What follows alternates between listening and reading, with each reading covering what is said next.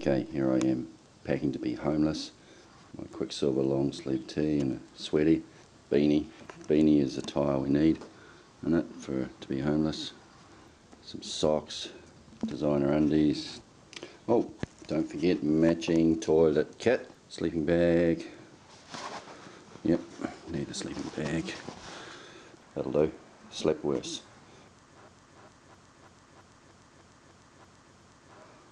Okay, so here we go. My name's David Wilson. How you going? So I've decided to sleep rough tonight. It's not like I haven't slept rough before. The back of my 67 V-dub springs to mind, Raglan Point. I've got a feeling that I know really nothing about the situation and the circumstances that people end up, that they find themselves in when they find themselves as homeless, literally homeless. So here I am, heading to work.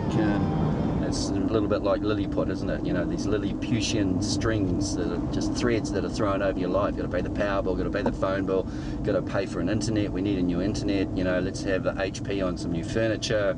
Got to pay the mortgage, make sure we're employed. Your security in life and how you feel about yourself is often wrapped up in where you live. So I'm going to actually talk to some people that have been put in a situation where all of that security is removed, and I'm going to ask them where they find their security, what gives them pleasure, and what are the things in life that really matter to them. You know, it's a very wealthy person that I was speaking to once who had 7 cars, 7 sports cars, and I said to him, well, you know, that must make you feel good. But the reality is that that's all it is, isn't it? It's just a sense of feeling good when you're driving a sports car. And the other reality is that he can only drive one at a time, so having 7 really means that 6 of them are superfluous at any one time, and there's only so much pleasure, and it's just a sensation that that person will get out of driving that car. So there may be equally just as much joy in getting a hot cup of coffee in the morning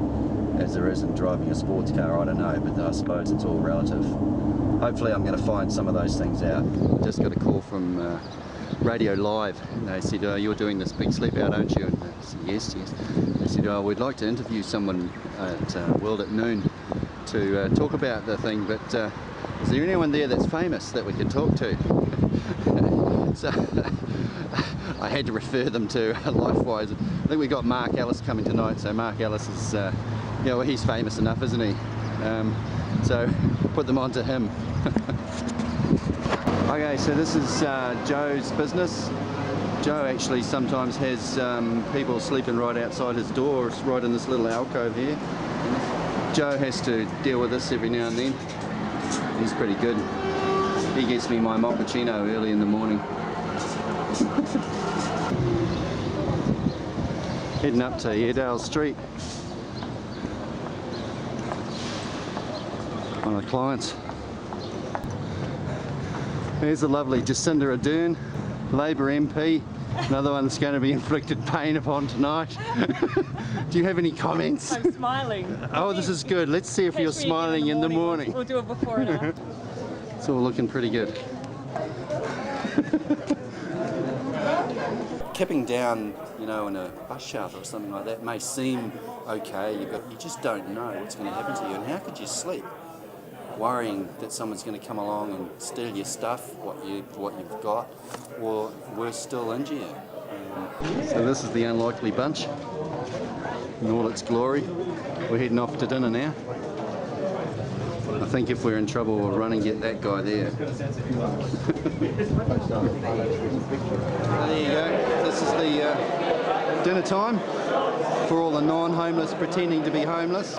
Very nice it was too. Pork on the bone, veggies, lots of stuff. All good. Okay, we've just been through the night shelter. This is on Airedale Street, and people allowed to come here, crash for the night, and then they have to go the next day. It's as simple as that. Time to go nine-eyes now. It's about 11:30, and this is, I've slept in some pretty rough places, but this is probably the worst. Amazing how hard that concrete is. But learned a lot today, learned a lot tonight. It's a problem that is under the radar, and government agencies are not equipped, and a lot of these people fall through the gaps, and so LifeWise and Methodist Mission are trying to figure out how they can fill that gap.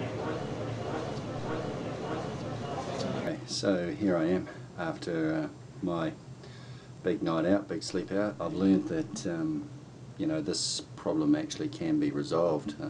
It's relatively misunderstood. Homelessness is misunderstood, and there's a common misconception that people choose that lifestyle, and family violence to alcohol and hardships and losing jobs, and you know, the whole thing spiralling out of control. So the solution seems to be needing to reach out and provide wraparound services, providing you know, a step up and a hand up, a helping hand up rather than a hand out. And they set out to raise $50,000, and we heard this morning that they're upwards of $90,000 already. So really good response, and to all of you that have helped me out, thank you very, very much.